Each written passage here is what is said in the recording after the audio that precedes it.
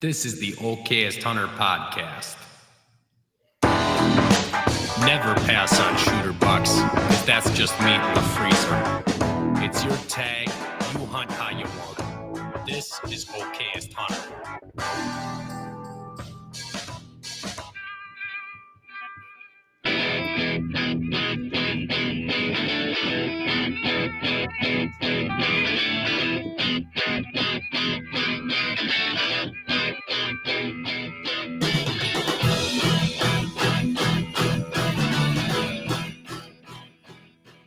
I forgot to do the clap thing. There we go. That'll make my job easier later. But welcome to the show. This is the Okayest Hunter podcast. Coming at you from two places today. Coming at you from Oconomowoc, Wisconsin, and West Bend, Wisconsin. And Greg is down for the count. He's ill. Not feeling well at all, he said.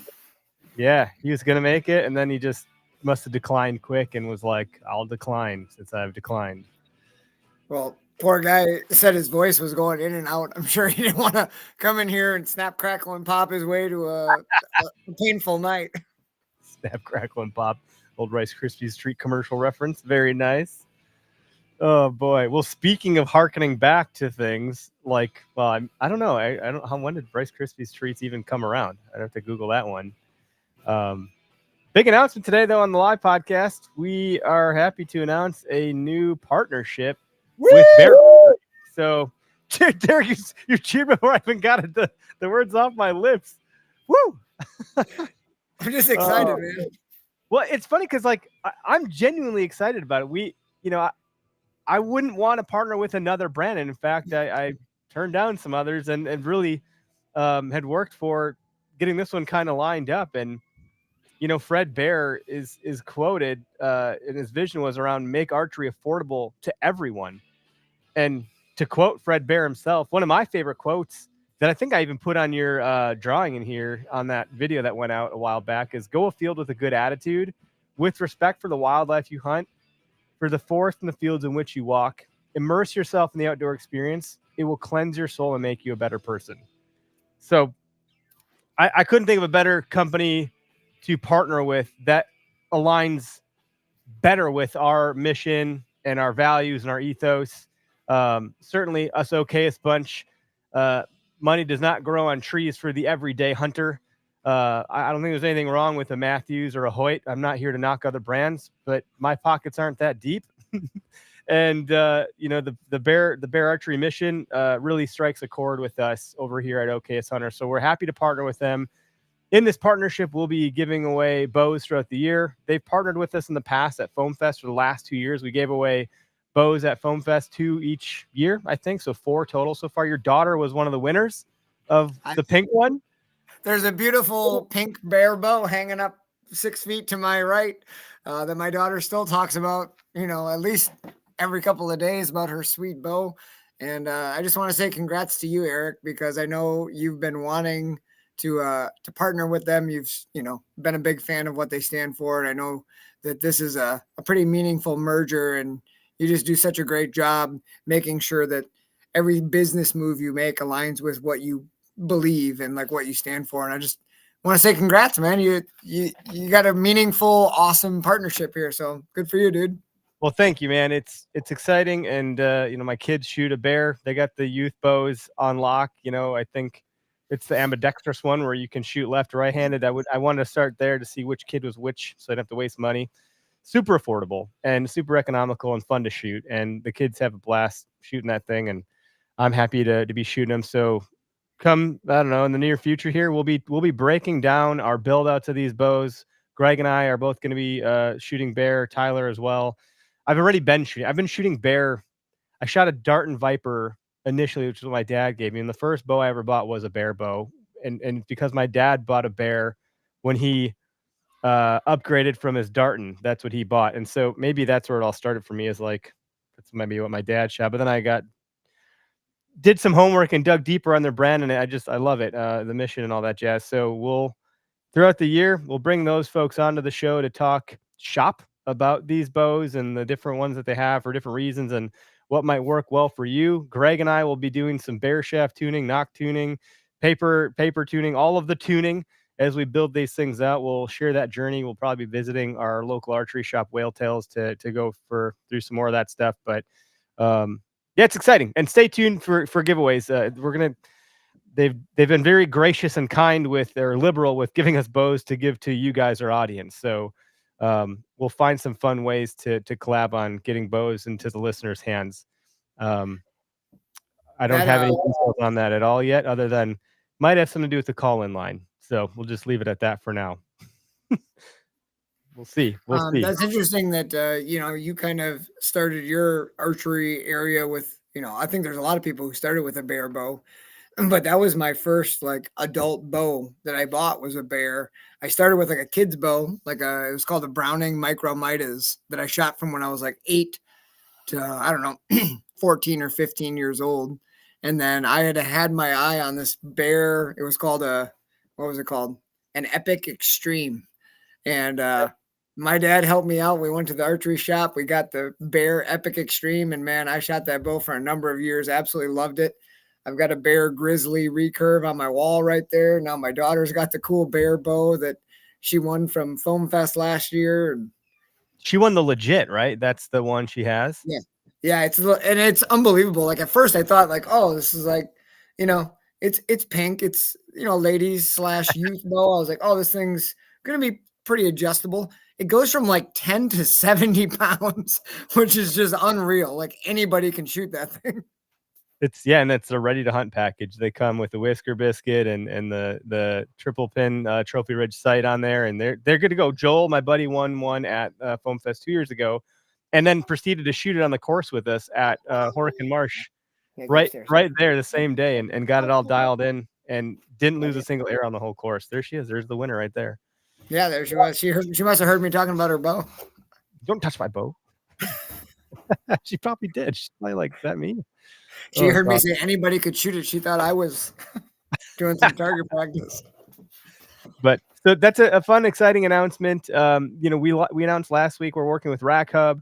We're going to be doing a contest giveaway type thing with shed season and Rack Hub soon. So we're working on the details of all that actively here behind the scenes. But one of the cool things, if you find a single shed antler, or if you do find a match set, Rack Hub has some really cool ways for you to display those antlers where you might not otherwise. You might have just laid on a table or something like that. So now you can mount them on the wall, get them on a really cool pedestal kind of display on a table. Good furnishings to keep your house decorated with memories and stories to tell folks as they come over. And usually those things are wife approved. No fur eyeball skulls or any of that jazz with the Rack Hub stuff. So pretty cool and surprisingly affordable. And you can use code OHP at checkout to save yourself some money. So those are the announcement things. Business as usual. We're brought to you by Half Rack, presented by. So all of your hunting accessories from, is it called a gimbal? Am I saying that right? I feel like I always say that incorrectly. A gambrel. See, I do. I did say a gambrel. I need to look up the actual definition of gambrel and understand, like, what does that mean? It's but I'm glad you brought that up. The other day, we were fussing around in the garage, and I was trying to organize and clean a little bit. Well, I mean, we did the whole dang house and reorganized the kids' rooms, and that process. Go through everything and like, what are we keeping? What are we getting rid of? Let's go, get rid of it. And we did the house, and after a while, I couldn't handle it anymore. So I went out in the garage, and I started organizing there. And my father-in-law, I don't remember if I told you this, but he bought me it's like a Pittsburgh, so it's from like Harbor Freight, but it's a remote controlled like hoist, like a winch, So I got that mounted up in the garage, and I was playing with that, and I hooked up the gambrel, and I was like, oh baby, this is going to make next season real nice. Hell yeah. Yeah. Right. Cause you've been using the playground in the backyard, right? Oh gosh, it's been a shit show. It's been bad, man. I send you guys videos and pictures when I do it, because it's just such a bad setup. It's pretty hysterical. My wife's like, don't you ever do that? I'm like, well, I mean, why not? I think that's actually a really good idea. That's great inspiration. I think I will do it. She says I have oppositional defiant disorder and just. Oh, really? Don't do it? Anything she says don't do, I do. I'm like, well, but I was going to do it that way. I told you about it. And now you just think that I'm defying you, but I was still going to do it. Now you happen to tell me not to. And now it looks like I'm defying you. So maybe you're defying me is what's happening. Let's get real. Wife. Just kidding. I love my wife. Anywho, Latitude Outdoors, I can't say enough good things about those guys. From like a business standpoint, the quality of their products, manufacturing in Michigan, good down to earth dudes, putting out amazing hunting content, acting as though they're a media company. They've surpassed a number of actual influencers and medias from a brand standpoint. They're just playing all their cards in a really um, favorable way, and their products, their innovation, how they go to market, and how they support that, it's unbelievable. Just an overall great company, one that I'm really happy that we're partnered with, and clearly we use all their stuff all season long. We'll talk more about that as we get further into the year, and we'll have those guys on the show to break some more stuff down as well, and likely they'll be passing through Wisconsin at some point. We'll bring them in studio and stuff. And then Spartan Forge, talk about innovative.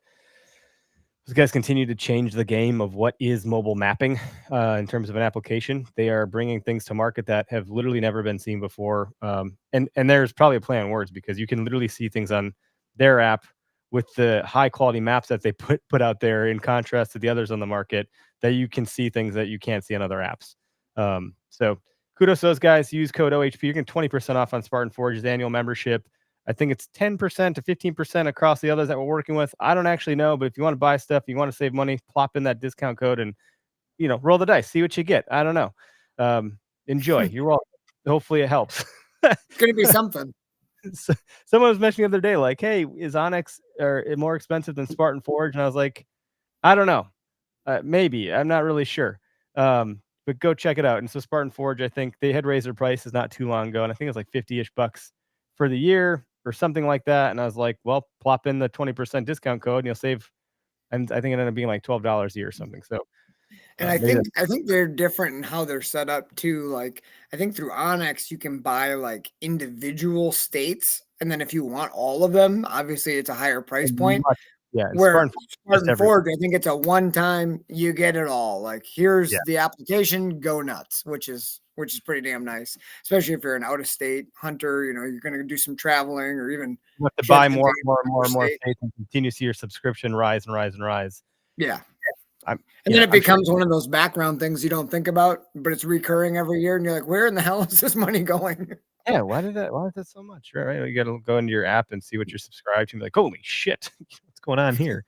Anywho, so Oak Tree Dreams is asking who's ready for turkey season. Laugh out loud. Warmest birthday I've ever had, and it's normally -30. Laugh my ass off. Heard gobbling too. Good to go. Drew, heard gobbling already? Holy crap! Early, man. These birds are fired up with this warm weather. Hey, we got a caller, Derek. You want to take one right away? What the hell? Let's do it. All right, we got Noah. You're live on the show. Noah, how you been, buddy? What's new? Oh, pretty good. It's been a while since I've been able to call in. I actually have I started a winter bow hunting league on Tuesday nights now. That's awesome, man. Where are you going for that? Blackhawk Bow Hunters. It's over in Verona. Awesome. How you doing? You shooting good? Shooting okay. That's what we like to hear. That's our standard right there. Yep. Only okay. Yeah, right? It's funny you guys talking about bows and not having the tubs on. That was the goal, is to have tubs on, and we didn't have a better topic, so we thought we'd stay in our lane and see how far Derek and I can take it. But yeah, Greg is the master tinker of tinkering with bows. I mean, that guy, I want to get him a bow press for his birthday or something, because I think he would make good use of it. Yeah, Greg and I were just. Sorry. Go ahead, Noah. Yeah, I was talking with them a couple months back, because I'm actually in the process of getting a new bow. We were nerding out with some arrows, talking arrows too. So, did you get some? Tubs. What kind of bow did you get, and what arrows are you getting? Yeah. So I bought a lightly used Hoyt RX-7. Transferring over, I'm currently shooting the rebranded Bear. It's Cabela's branded. Interesting. Okay. It's been a good bow. Like I heard you guys' partnership here. Congrats on that. Yeah, thank you. It's exciting. But going with this new Hoyt, it's the Carbon, which I've heard nothing about. It's light as light as hell and quiet. And then the arrows I'm going with, following Greg's lead and going with the Grizzly sticks, doing the heavyweight, high FOC, all that fun stuff. Yeah, it's Cool, a process man. to get that stuff dialed in. I'm following Greg's lead there as well, going with Grizzly Stick. Ever since Method dissolved, it was a sad day, but we got in touch with the folks of our Grizzly Stick, and they continue to steer us in a nice direction. And with Greg's guidance, of course, I can follow that direction appropriately. So it takes effort. Yeah, actually, because of that, I actually got into fletching as recently too. So diving into that. It's fun Awesome, to do. yeah. Put down arrows and whatnot. Yeah, it gives you a lot of pride when you're going through it. And when you actually kill someone with the stuff you built and set up, it's like the high FOC stuff. And without going too extreme with it, I think it does have its place as long as you're not trying to take super long shots. The further those arrows get out, they drop fast.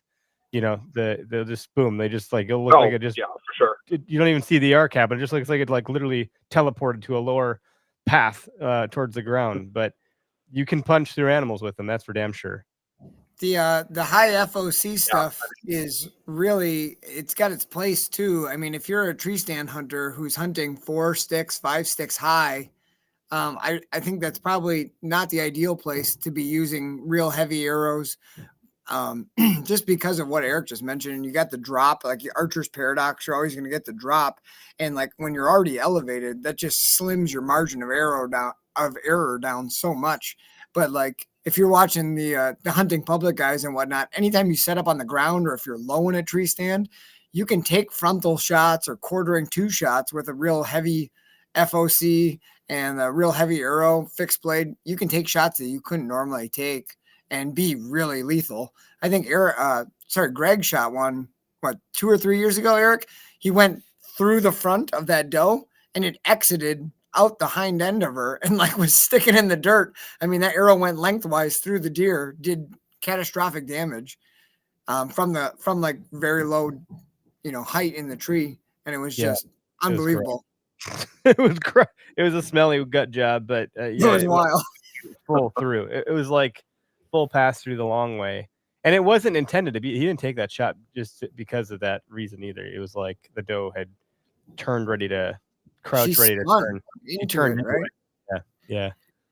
Which that's a plan B scenario that is talked about. But I wouldn't say we're storing all the Ranch Fairy pixie dust, but I think you could probably lick a little bit of that and have some luck, with your setup. Just taste it. I mean, it's that exact reason why I'm kind of going for it. Like, you can believe the research or not, whether or not it's actually going to 100% pen to a shoulder blade. But for me, it's like, yes, I'm always going for that, just behind the shoulder, straight double lung, or maybe nick the heart. But it's that, the deer took a step at the wrong time, or the deer didn't take a step at the right time. And, a million things can go wrong when you have a million different variables in your shot. Yeah, a million dynamic variables. So like once that arrow leaves the string, shit starts to go wrong or goes right. I mean, it really depends. It's just shit happens. And it's once it leaves the string, it's out of your control. You can only control so many things. And you practice enough, you do archery league, you do 3D, killing some foam in summer, and you get comfortable, confident with your setup. And hopefully you can put a good shot on some in season and it all comes together. Yeah. It's not like a bullet, a 308, hit that most places in a deer and it'll go down, Yeah. And the dynamic part too is everybody is different. Like Eric and Greg's draw length are probably inches over what mine is. So me having a shorter draw length, if I'm shooting a light arrow and I hit the shoulder blade with so much less, you know what I mean? Like less draw length, there's less force pushing on that arrow through time.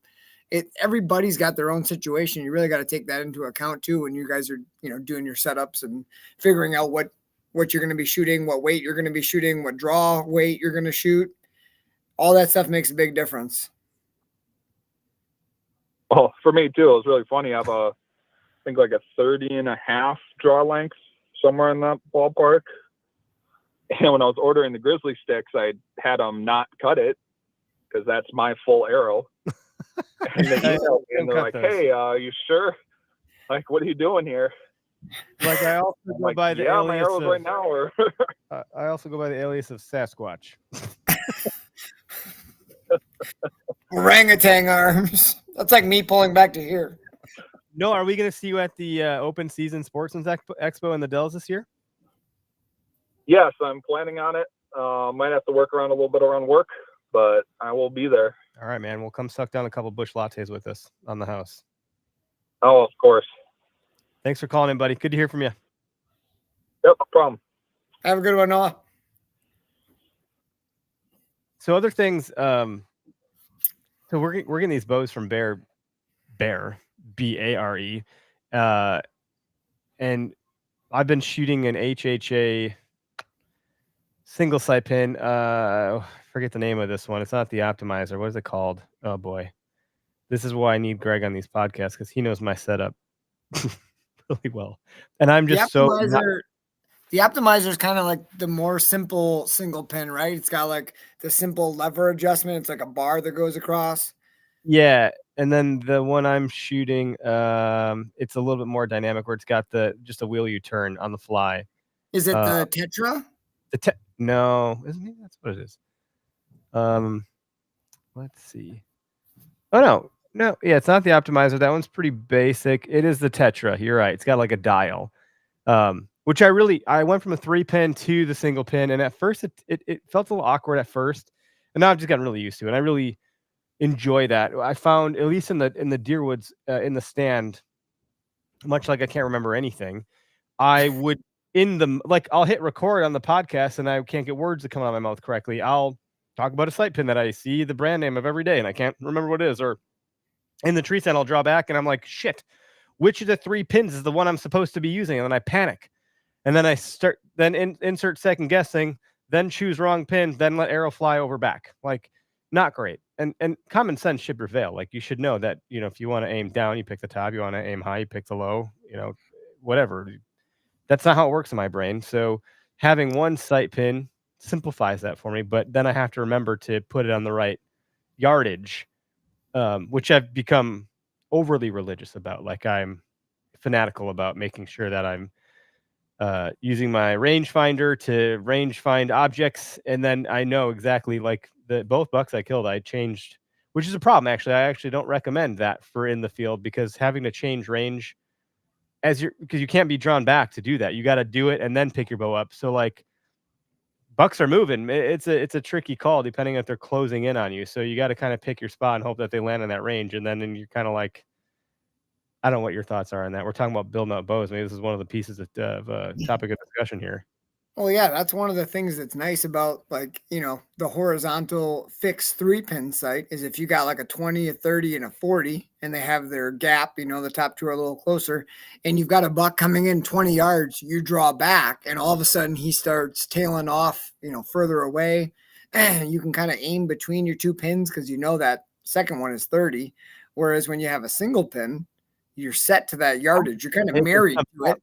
And unless it pays to practice though. Like, I try to practice to see where mine hits. If I'm aiming at like a 3D target, if I hold my pin at the top of the back at 35 and it's sighted in like my 20-yard pin, where do I hit? You know what I mean? Like, so it kind of pays to, like, that's the whole Fred Bear mantra, is like, he was watching the flight of the arrow so many times on the traditional bow. He just knew how that arrow flew. And like a lot of the instinctive guys would talk about throwing a baseball. Like, when you throw a baseball to someone, you don't think about how much force it's going to take to get it to their glove. You just do it because you've seen the flight of the ball so many times that you just do it. Like, you don't think about it. And the same is with a bow. That's why, like, the more you practice, the better you get. The more you see the arc of the arrow and you understand where your arrow hits at a 5-yard increments going out, the better off you are. So, like, yeah, do I do it religiously and perfectly? No, but like, I see the value in it. And like, the more you shoot and the more you know those pins and where you hit at those ranges, the better it's going to be for you. That's a good analogy, man. I think there's a term, oh, shocker, Eric's going to talk about philosophy, but there's a term in philosophy called, and I forget which philosopher talked about it. May have been Kant or Descartes or I can't remember the other guy's name off the top of my head, of course. But it's called eudaimonia. And I don't know if you've ever heard this term, eudaimonia, or not. I haven't. Essentially, it talks about doing something so often, like if you're a carpenter and you're woodworking, you basically, if you consider the modern version of it, it'd be like the 10,000 hour rule that Malcolm Gladwell talks about in whatever his book is called, 10,000 hours or some shit. But essentially, you do something so much that it becomes it almost becomes like breathing. And not just that you become to memorize the activity, it's that you get to be the best at it. And it's like an extension of you. So eudaimonia is reaching or achieving this not perfect, but like this sense of being where you're doing this activity and you're doing it at such a high level because you've done it so much. I would imagine someone like Fred Bear, or I don't know, maybe a modern day Jared Scheffler is shooting a longbow in such a way that like it's an extension of themselves, and they've reached eudaimonia with it, and they're so good that it's second nature, like breathing. Maybe that's a place to get in any archer's mind, is to achieve that level of confidence. I mean, I think Bear, I forget the guy that they're actually partnering with, but I see a lot of their content. They got some recurve, is it a recurve or a longbow? I'm not sure. But this guy doing all these trick shots, and he's picking things out of the air like I wouldn't even be able to see, let alone shoot. It's like, let me just put the arrow through this ring that I chucked up into the sky. Like, are you freaking crazy? I wouldn't find that in the grass. My wife would kill me. There was a guy named Byron Ferguson. He's still around, but I mean, he's up there in age now, but he used to be on, the Sportsman Channel and all that stuff. And I don't remember the name of the show, but he was an instinctive archer who I think shot longbow. And he did all those, aspirin out of the air at 20 yards. Someone would throw it. He would do like the ricochet shots. They'd like hang a piece of metal on the hay bale. And like, once you know the flight of the arrow, like it's what you just mentioned. It just becomes second nature. You don't even think about it. It's just instinctual, which is where the name comes from, instinctive shooting. And I'd add to achieve that level is such a good feeling. Like, and that level, anything, this is especially in archery. Like, if you have that level, it just has to feel so good to be that good at something. It's very rare that we as humans achieve greatness at that level. I feel like there's a certain job I did for, half or close to a decade, and I got so good at it that when I left it to go learn something new, I was like, oh no, I suck again. Like, I miss feeling whole by being so good at something. Like, I don't know, maybe you can compare it to the modern day Call of Duty warfare. I don't even know if it's a game that people play anymore, but like you'd get to like 100 and you'd be the best in your class you'd have all the abilities to use all the stuff, and then you'd prestige, and then you'd have to start over again. But you prestige 100 freaking times, and suddenly you're a force to be reckoned with in the, Call of Duty warfare world. I don't know how you prestige as a bow hunter. I think going back to trad bows would definitely be one of those ways to prestige. Like, oh no, I'm still doing archery, but now I'm back to ground zero, learning something instinctively rather than by picking a sight pin. So, kind of going on a rabbit hole here, as Greg would call it. But no, but that's. I mean, there's different tiers for different people, right? Like the trad bow stuff is for the people who want to invest the copious amounts of time it is to learn that art and to know it. And then if you don't have that much time to invest, like you have the compound bow, and like you just mentioned, range finding, the sight, the pins, the movable pins. These are all ways to just like help us zone in and like be more accurate without necessarily understanding everything about the flight of our arrow. And then you got like the crossbow, right, with a sight. And like, where it hits, and like a lot of the sights are calibrated to how many feet per second. And like, it's just a progression all the way up to like rifle, a scoped rifle. It's usually pretty good out to like almost 200 yards. There's just different, steps on the ladder for where people are and what makes you feel comfortable. And I guess at the end of the day, you got to look at yourself and think about what you want from it and how much time you can dedicate to it. And then put your best foot forward, which is what we've been talking about, like getting new bows and like bare shaft tuning. Like, how far do you want to go to make sure that you're to the best of your ability? Well, in the military, they have you go through scenarios like a gas chamber, for example. And yeah, it sucks to go in a gas chamber. However, it's not for pure punishment. per se. It's to experience what it's like to be in that scenario, to breathe that shit in, but B, it's to become trustworthy of your equipment. And once you know that you can take a mask off and put a mask on and clear it appropriately, that you can trust that that equipment's going to work for you. And so it's building up your confidence in your equipment and coming to rely on it. And if you're shooting a bow, practicing is important, not only to get repetition because there's muscle memory in that and so forth, but also to gain that confidence and comfortability with the weapon that you've chosen. And it's important that you're comfortable with it. So like Noah just said, he got a new Hoyt carbon bow and he's switching from the Cabela's Bear version of that. I'm switching from one. I've switched from one Bear bow to another, and now I'm going to try another. I'm going to keep my existing one, my incumbent bow, on hand in case I'm not comfortable with the new one. And I'm going to pick whichever one is comfortable for me because comfort to me breeds confidence. And if I feel uncomfortable with it, if the grip isn't right, or if I feel like the let off isn't where I want it to be, or it feels a little too rigid for my liking, I'll go back to what's comfortable because it's very important to feel comfortable and confident with your equipment. So you don't need to marry yourself to a bow because you want to have a Hoyt or a Matthews or a Prime or a Bear. Pick the bow that's good for you. And to be quite frank, clearly we have a partnership, but there's a reason Derek doesn't have a Bear bow. It's because he shoots what he wants to freaking shoot. And no one's going to cram anything down anyone's throat here at OKS Hunter. Shoot what you want to shoot. Because it's comfortable. It's kind of like trucks. Like all trucks at a certain caliber nowadays, they're all pretty damn good. I think you can go back to like 1980 and like, oh boy, you might regret the choice you make with a certain truck because the engines weren't there, the trannies weren't there. Like the trucks now, they're all pretty damn good. And I go pick the one that's comfortable for you. Like you're like the position of the seat and the way the steering wheel feels and where the armrests are. Pick the bow that's good for you. Like don't marry yourself to something because your identity is attached to a certain brand.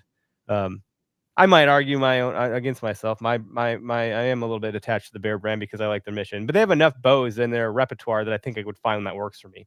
And that being said, they are not letting us have any of their fancy flagship bows because that does not align with our mission ethos to the OKS Hunter. So we're only getting like the mid-grade ones and the beginner ones. Just throwing that out there. And I think it's important to call that out. Like that is absolutely true. I'm glad you mentioned that. Otherwise, I was going to have to say it out there. Well, you guys didn't get the top of the top. Like you guys are right there where the working folk and like the general hunting, like the general hunting public, that's where they're living.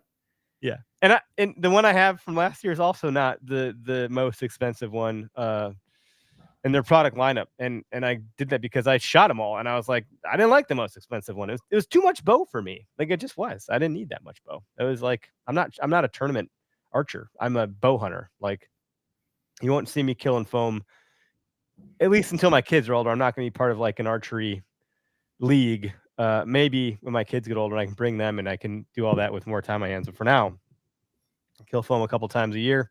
I shoot my bow as much as I can in my backyard, in my basement. Beyond that, it's a hunting bow, not a archery or 3D bow.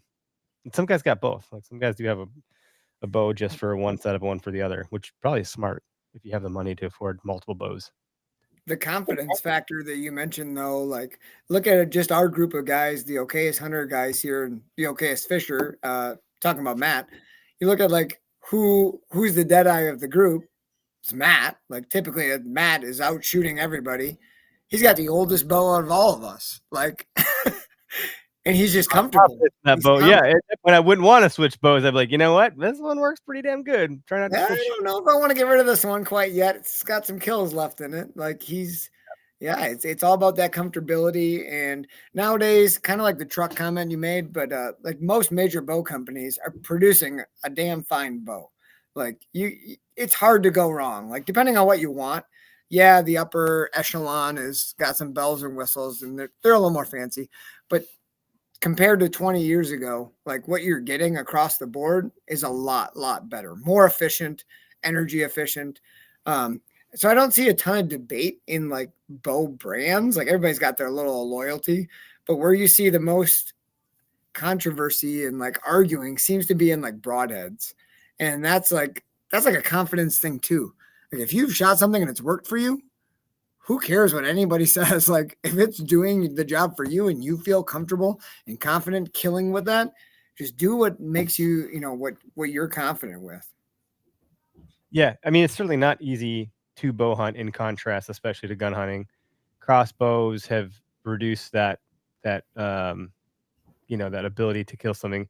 I actually really like crossbows because, and I don't want to, I guess I'm going down a rabbit hole here, but the reason I like them is that, and people say crossbow hunters aren't real hunters. There's this romanticism around being a true archer, and you know, at some point, then you got to back your way all the way into going to stab something in the neck with a knife. Like, you know, where are we going to draw these lines here?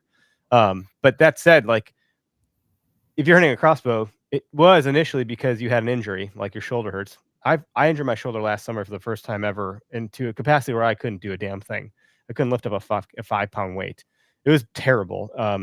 I don't even think it's fixed or healed. I think it's still, if I go and exacerbate it, it'll probably like re-injure itself or something. So I was like, oh man, I'm gonna have to get a crossbow. Like, I don't know if I can pull a bow back. I was like heartbroken about it. But then I thought, you know, older demographic has crossbows, and then people that are getting into hunting that don't have the time to go shoot as much, I don't see the problem with that. Some might say, well, then you're not a real hunter if you're not dedicating the time, or that. I don't know. I don't know what we want to call a real hunter, if we want to ever define that term. But they're so lethal because they're so fast that if you make it an argument about ethics, it'd be hard to argue that, you know, it's less ethical than a compound or than a recurve. Like, you're gonna have a lethal kill most often with a crossbow, in contrast to a compound or a trad bow. And that being said, what was the other thing I was gonna say? I think I lost my stupid train of thought. But I think then the other argument becomes, well, but now they're killing more deer that maybe I would have had a shot at, and now it's an unfair playing field for the rest of us. The other argument that I hear with crossbows a lot too is because they're faster, more efficient, that people take shots that they typically shouldn't take in archery hunting, because that may be a problem, right? The mentality is, oh, you know, it's we're shooting 400 feet per second here, no problem. But that's an individual problem, right? Like, that's an individual problem of like whoever's pulling the trigger. That's an issue for them. It's not an issue that's, I would say, an umbrella issue over the whole thing, because not everybody's making that choice. And I think that's on each person to make sure that they're doing the best for the animal. With compound bows, I mean, you got the campaigns of the world popping rounds up at 100 yards, and like, I'm all for the further you can shoot, the more accurate you'll likely be within a shorter range. I set my rifle in at, you know, 200, 300 yards. There's a range that'll go 300, but I'm only shooting 100. But like, that 100 should be right on its mark.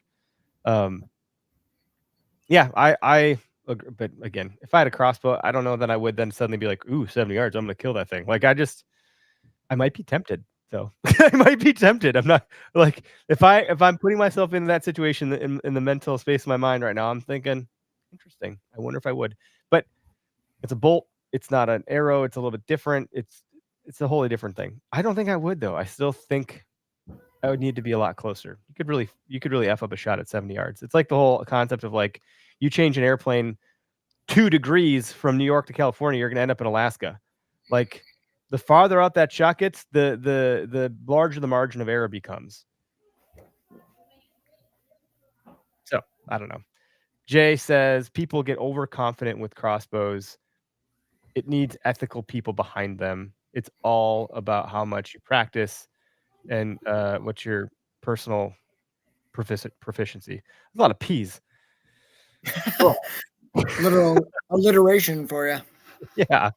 To your point, Derek, and to Jay's, it's like personal preference. Do what you're confident, comfortable with. If you think you can kill and you've shot at that range for a long time, like, more power to you. Here in Wisconsin, and the things that will impede your shot, if you don't have shooting lanes on public land, which often on public land you don't. It's not like private land where you can cut this beautiful shooting lane and the buck's gonna read the script and you get it done. It's like there's way more variables and sticks in your way and shit like that you just don't see coming. And that's where most of the problems come from, right? Like, Eric, I've seen some of the spots you hunt. I've seen video from where you hunt. Like, most of the areas that we're hunting, a 30-yard shot is a poke. Like, wow, I can't believe I've got a 30-yard lane to shoot. Like, but in low light, those sticks become a little bit harder to see, and all of a sudden that long range shot gets to be a lot riskier. Which I guess in the long run is why guys like Greg, and we reach out to Greg so like we can tune up and try to get everything as perfect as possible, so that if we do have that opportunity, it's possible. But man, realistically, I haven't taken many shots over 24 yards in my whole bull hunting career. Right? Yeah. Like, That's good. I think 34 or 35, somewhere there has been I have shot at that range, and that's as far as I will shoot. And having shot at that range, I won't shoot further than that range. Like I won't confidently shoot past that at a living animal. Yeah, maybe it's a human that did something wrong to my family. I might take a further shot. That's a different story. Want to get weird with it. Jeff Genke said, whoever complains about hunting with a crossbow should never hunt with a firearm. Yeah, I mean, so, Raven did I wouldn't call it a stunt, but they did a PR thing when they launched their crossbow a number of years ago. They took it to SHOT Show, and they were the only crossbow on the entire at range day on the firearm range. And it was putting groupings together just as good as a firearm was next to a rifle. And so their slogan at the time was "Meet your next rifle." And there's a lot of controversy around that slogan, but it was kind of like saying these things are pretty damn accurate, right next to a firearm. So to Jeff's point, I think that's relevant. I had another point there I was going to make with setting up the bow. Getting your strings changed out, that's important. You're going to bring it to the archery shop. I sold my old bear bow, the Bear Empire. I've been single cam Bear Empire that I've been shooting for a number of years before I got the new one last year. Sold that to Jace, our camera guy, actually. And I was like, you got to put new strings on this thing. I do not recommend shooting it until you go put new strings on it. Please go new strings on it. I don't think I have to worry about that for a while with the new stuff here, but getting the drop away, what's that called? The drop away rest? Rest. Yep, getting that on there, all the stuff configured and built out. I'm looking forward to that process. I tried to do it with my kids last year. That wasn't a good idea. I think it was cool for like half a minute, like until they started to get really impatient. The guy at the archery shop that was helping me out, he did something where I gave him, I was like, here's my groupings at this range. So I marked the tape, and then he put the tape on, but he put the tape on wrong, or like it wasn't perfectly lined up with the word. He's like, oh, I'm off. So I had to redo it all again. So if I didn't have to redo it all, it would have been a great experience. I was right where I needed to be, but then he had to redo it, and then that was like past the threshold what my kids could tolerate for their level of patience as children. Because when we went to the Deer Veins Anthony Heller shoot, I think your bow was just a couple yards off. Yeah, I had to make a small. Once you compensated for it, you were like nailing it, but you could tell it was just like my first shot. Everybody, I lost an arrow. I was like, damn it, I haven't even started yet, and I've lost an arrow. Like, come on. I was like, so did you? Just for show, that was an okay hunter move. Yeah, I was just making sure you guys know what I'm just hustling here, like white men can't jump. Yeah, look how bad I am. And then 10 ringer. Yeah. What? Did you and Greg get your arrows ordered already? Do you have them? I have my arrows. I have arrows. I need to shoot them with the bow. So I'll be spending some time at the local archery shop or Greg's basement fairly soon here. So I just had to order a dozen new arrows. I'm going on that trip to Texas to do some hog hunting. Right. And I've got like a hodgepodge of arrows right now. I got a couple left over from my Vector ones. I got a bunch of old ones. I was like, I really need to order some new ones and get these set up. So right now they're bear shaft. So Greg was like, you got to get in my basement. Let's shoot some bear shafts and get them flying good. And then I'm a lefty, so we'll fletch them up. I don't even know exactly which direction helical you're supposed to fletch for a lefty. If it's the opposite of righty, or if it depends on your bow and how they come off the string. But I got to get that sorted out. And then I think I got the weight and everything figured out. I got to get my half out. What do you think you're gonna end up with for your weight and grains for the arrows? I'm not totally positive what the total weight will be yet with fletchings and everything like that. But I got what I ended up going with was I used to shoot Easton Axis arrows, and I really liked them. Then I switched over to Vector. I loved those. But now Vector being out of the picture, I went back to Easton Axis long range 4mm, which is a very skinny arrow. Which is what Vector was. They were a micro a thick-walled micro Yeah. diameter. Yep. So the thick wall made them super durable. The smaller diameter makes them great for penetrating. Like they're almost a nightmare to shoot at like block targets because the suckers go right through them because they're so skinny, but they're great for penetration. And what I used to hate about the micro diameter, because I had an Easton arrow called a carbon injection. It was a real small one, might have been 4 millimeters.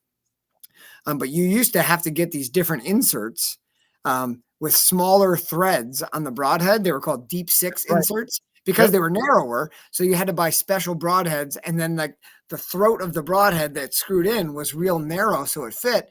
Well, those broke all the time because it was thinner. You know, it's like a really important connection point between your arrow, the insert, and your broadhead. Those things just weren't that durable. Like that's where you want the power. So now they've got a new system. Easton has like an outsert. So I'm going to be getting like a steel outsert. It's 95 grains, similar to what we were shooting with Vector. That'll go on the end, and then you can shoot a normal threaded broadhead, which I think is way better than what we used to do. So yeah, we'll be using Greg's paper tuner, probably bear shaft testing them first, seeing how they fly, seeing what the spin is, and then we'll definitely be paper testing. So yeah, I was just gonna say I'm genuinely excited to throw some arrows through that paper tuner that Greg's got, and thanks for commenting. If you guys had an opportunity to call in, feel free. The phone lines are open. The number is 262-757-4122. We got a little bit of time here still, but all that stuff is a process, man. Like in such a way where like if you start shooting your rifle and to get groupings and you're trying to get everything kind of sighted in and BZO'd or zeroed out, whatever you're going to call it, at some point your shoulder starts to take a toll and the barrel heats up and like you can only shoot so many rounds before you start to like fatigue out on getting accurate. And with your bow and arrow setup at some point too, like yeah, eventually you start to get a little sore from holding shit back. You don't have to worry about your barrel getting hot, but you almost got to take a little bit of like an intermission to come back at it to make sure it's not. What I love most about spending time practicing and tuning things up is it removes the excuse of like my equipment failed me. You can then say it was my fault, and then you know it was a human error. Like get your fundamentals down, get your anchor point down, get your comfortable in your process and your tuning for like getting those mechanics right. And then if your equipment's all dialed in, like you know if you miss, it wasn't your equipment, hopefully.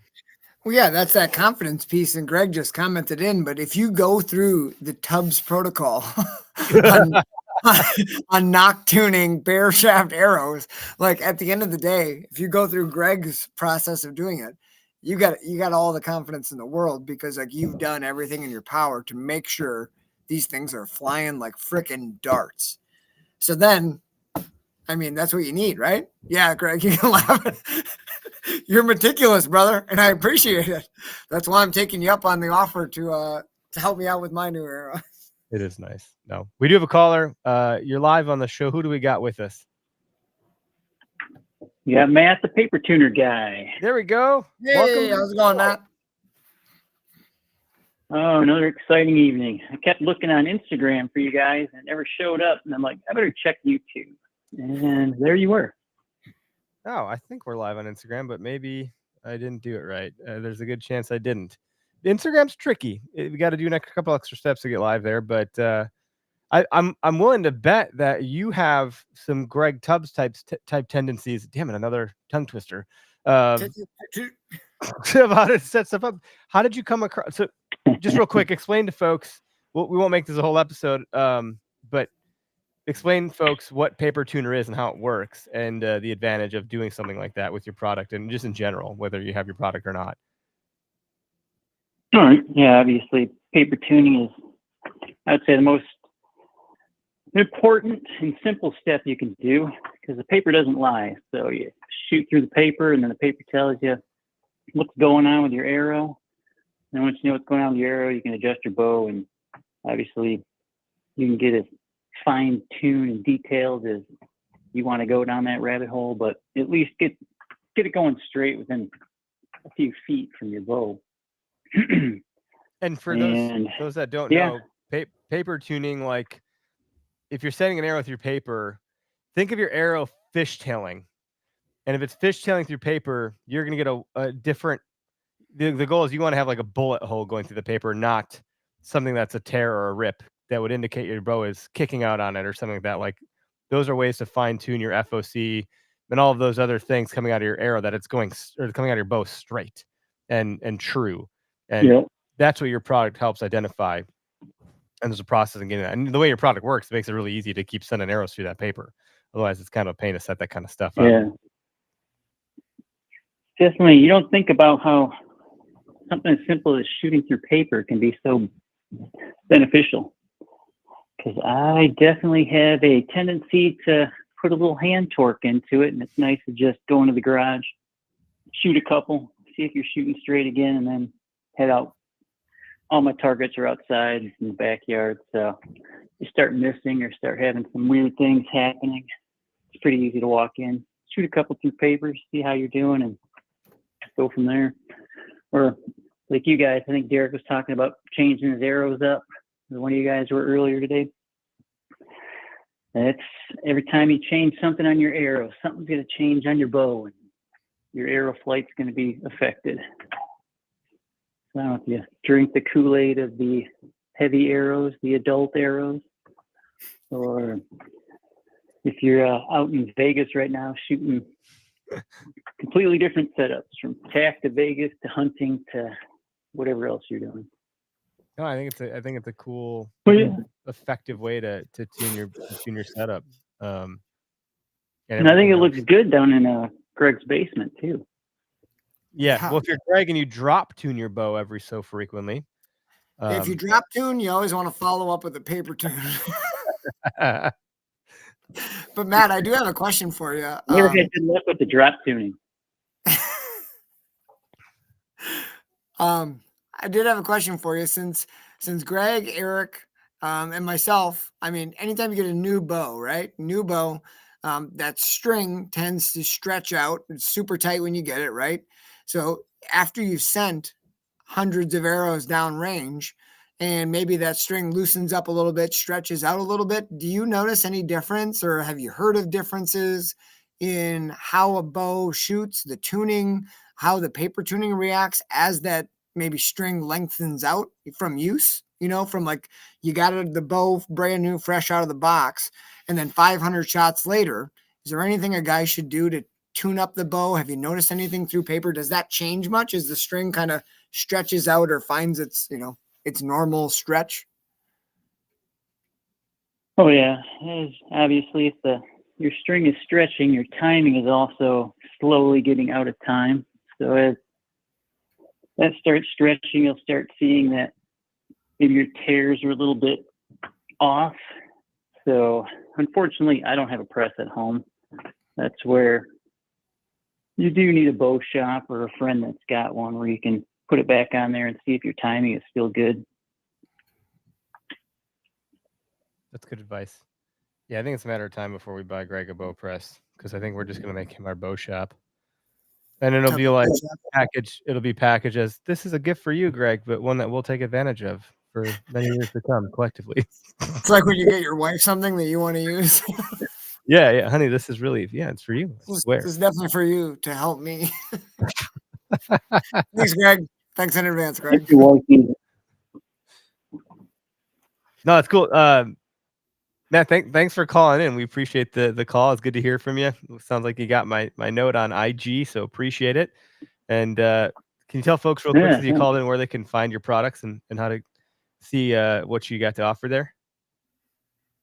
Yeah, definitely. So obviously the name of the device is papertuner.com, so that makes it pretty easy.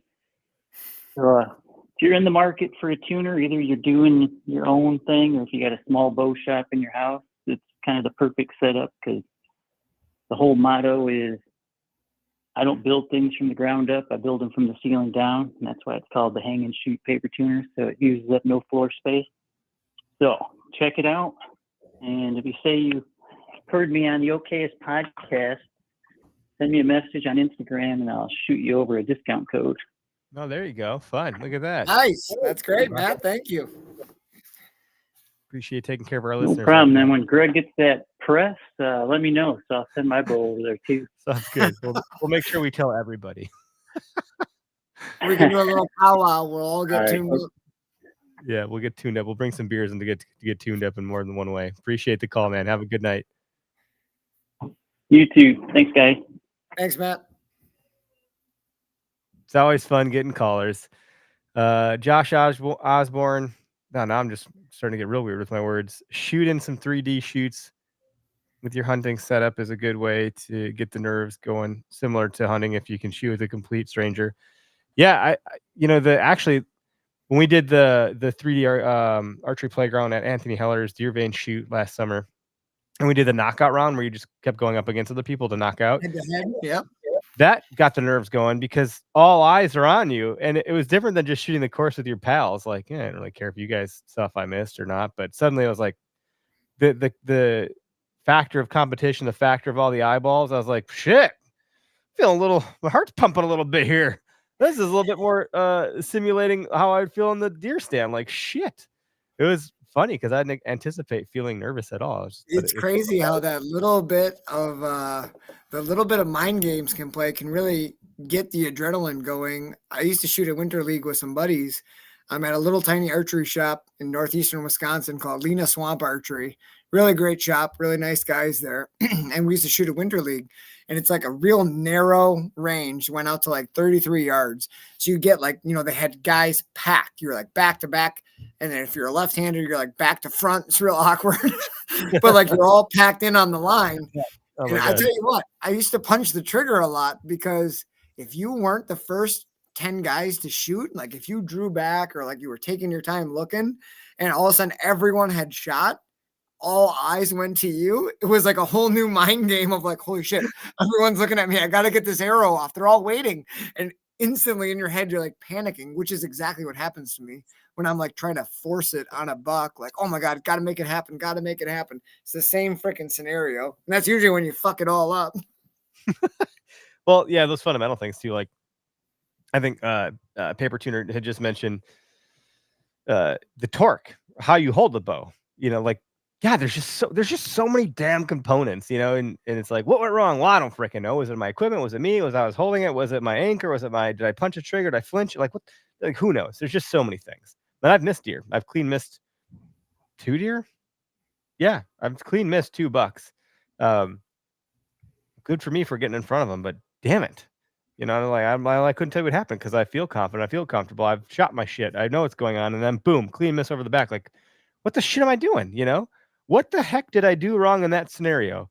Who knows? I don't know. I wish I did because then I would course correct appropriately. But the ones I connected on, I did everything right. So like, you can either do things wrong or either do things right. And hopefully it's more of the latter than the former. Like, do more right things than wrong things.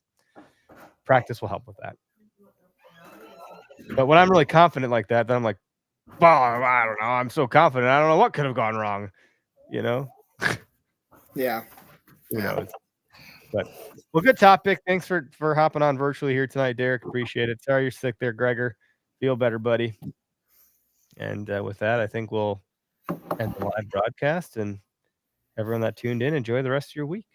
Go shoot your bow and stuff. Look at that. The drink just appeared. Here's oh, fun. All right, guys, you have a good one over there. I see where this starts going. All right, I think that's our cue. I see ya.